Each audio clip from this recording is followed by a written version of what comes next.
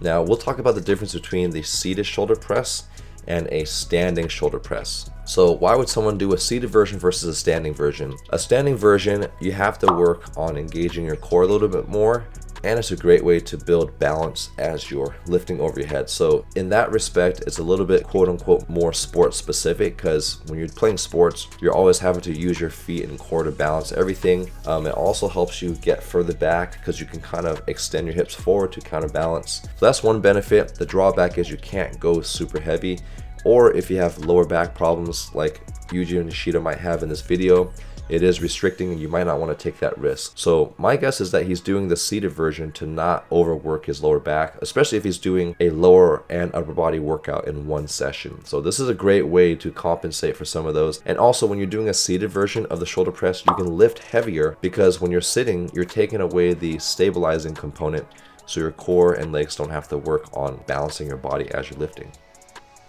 Alright, so he's not going full range of motion, he's kind of going down. Looks like he's just trying to load pretty heavy. I can't help but analyze his form as well. So he's having his elbows to the side.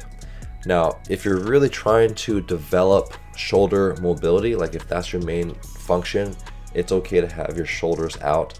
But when you're going pretty heavy, this is not the best position for the shoulder. If you want to do your own shoulder press, I recommend actually having your elbows more in front, because that's just the natural path of how your shoulder girdle is made with your collarbone and your scapula, which is your shoulder blade muscle. So as I'm going down, you want to go slightly in front to load the anterior head of the deltoid and upper pec, but also not compromise, not get the head of the humerus internally rotating.